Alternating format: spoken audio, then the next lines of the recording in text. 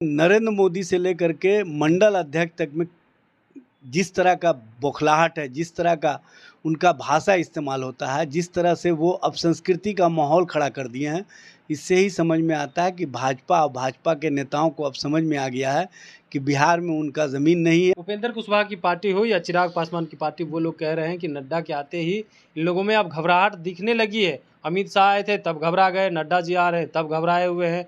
40 में 40 सीट जो है हम लोग जीतेंगे, दावा कर रहे हैं वो लोग। देखिए, ये वही लोग हैं जो अभी तक से भाजपा के पिच पर स्थापित नहीं हुए हैं, 12th मैन के रूप में खेल रहे हैं। इनको टीम में तो भाजपा लेने नहीं जा रही है और टीम में तभी लेगी जब ये अपने आप को विलीन कर देंगे।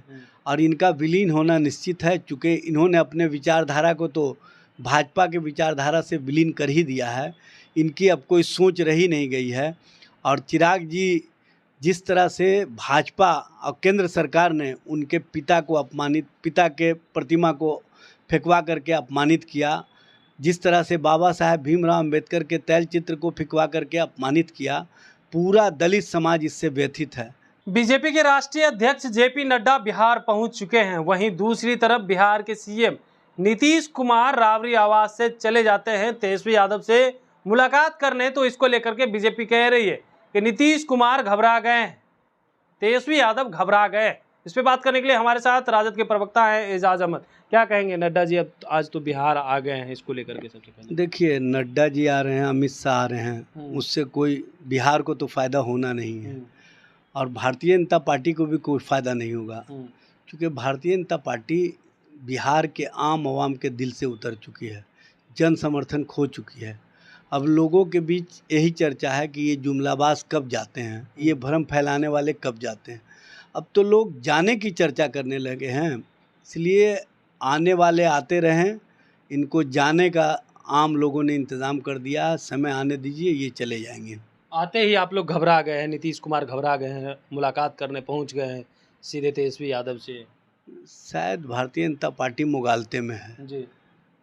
नीतीश कुमार जी और तेजस्वी जी का जो बॉन्डिंग है, उसके कारण भारतीय जनता पार्टी का राजनीतिक ज़मीन खिसक चुका है। न सिर्फ बिहार से हमने उनको सत्ता से बेदखल किया, बल्कि राष्ट्रीय स्तर पर आज जो इंडिया गठबंधन का मजबूत समीकरण देखने को मिल रहा है, उसमें बिहार का संदेश और बिहार का जो विपक्षी दलों की एका का संकल्प था, उस संकल्प को देश स्तर पर स्वीकारता मिली और देश स्तर पर आज इंडिया गठबंधन के प्रति जो आम लोगों का विश्वास है, जो आम लोगों का समर्थन, वो दिख रहा है। इसी कारण से भारतीय जनता पार्टी के आप देखे होंगे, नरेंद्र मोदी से लेकर के मंडल अध्यक्ष तक में जिस तरह का बौखलाहट है, जिस तरह का उनका भाषा इस्तेमाल होता है, जिस तरह से वो अपसंस्कृति का माहौल खड़ा कर दिए हैं, इससे ही समझ में आता है कि भाजपा और भाजपा के नेताओं को अब समझ में आ गया है कि बिहार में उनका ज़मीन नहीं है और बिहार से जो संदेश निकला है उसने देश स्तर पर भी इनकी ज़मीन को खिसका दिया। उपेंद्र कुशवाहा की पार्टी हो या चिराग पासवान की पार्टी, वो लोग कह रहे हैं कि नड्डा के आते ही इन लोगों में अब घबराहट दिखने लगी है। अमित शाह आए थे तब घबरा गए, नड्डा जी आ रहे हैं तब घबराए हुए हैं। 40 में 40 सीट जो है हम लोग जीतेंगे, दावा कर रहे हैं वो लोग। देखिए, ये वही लोग हैं जो अभी तक से भाजपा के पिच पर स्थापित नहीं हुए हैं, 12th मैन के रूप में खेल रहे हैं।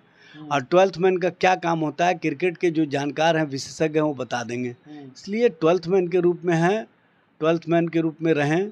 इनको टीम में तो भाजपा लेने नहीं जा रही है और टीम में तभी लेगी जब ये अपने आप को विलीन कर देंगे। और इनका विलीन होना निश्चित है, चूँकि इन्होंने अपने विचारधारा को तो भाजपा के विचारधारा से विलीन कर ही दिया है। इनकी अब कोई सोच रही नहीं गई है।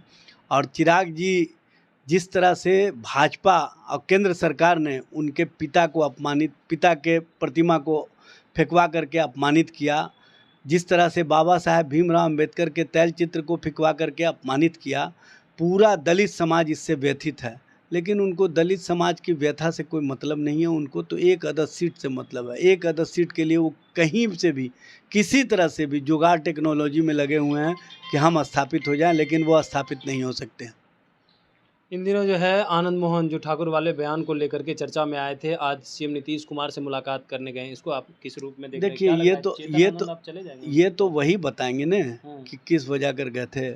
लेकिन एक बात मैं बता देना चाहता हूँ जो मामला था वो महिला आरक्षण बिल से संबंधित था, और जो उन्होंने ओम प्रकाश वाल्मीकि जी की कविता को उद्धृत करते हुए अपनी बातें रखी थी, वो कहीं ना कहीं नरेंद्र मोदी सरकार के अहंकार और नरेंद्र मोदी के द्वारा जो महिला आरक्षण में पिछड़े, अति पिछड़े, वंचित, शोषित अल्पसंख्यक समाज की महिलाओं को उनके अधिकार से वंचित करने के लिए जो स्पेशल सेशन बुला करके महिला बिल को तो पास करा दिया, लेकिन इन वर्गों की महिलाओं के लिए कोई स्थान नहीं निर्धारित किया। इसी व्यथा को उन्होंने कविता के माध्यम से अहंकार के प्रतीक के रूप में बताया। इसको तो जो है आनंद मोहन ने तो पूरा गर्म थे। देखिए मनोज झा जी पे, आप नीतीश कुमार से मिलने चले गए, कौन किसको किस उदाहरण पर क्या बोलता है ये उनका मामला है। लेकिन एक बात मैं बता देना चाहता हूँ, हमारी पार्टी की सोच है कि जो सामाजिक न्याय की अवधारणा है, जो सामाजिक न्याय की परिधि है, उसको मजबूती से हमको आगे बढ़ाना, और सामाजिक न्याय को किसी भी स्थिति और परिस्थिति में हम मजबूत करने के अपने संकल्पों के साथ आगे बढ़ेंगे। और उसके साथ हम युवाओं को जो रोज़गार के प्रति आर्थिक न्याय का परिकल्पना लेकर के जो मजबूती के साथ आगे बढ़ रहे हैं, उसको हम आकार दे करके देश और बिहार के नौजवानों को रोज़गार दे करके हम एक बड़ा जो गोलबंदी कर रहे हैं वो गोलबंदी दिखेगा। एक आखिरी सवाल लगा, आप लोग घबराए हुए भी हैं?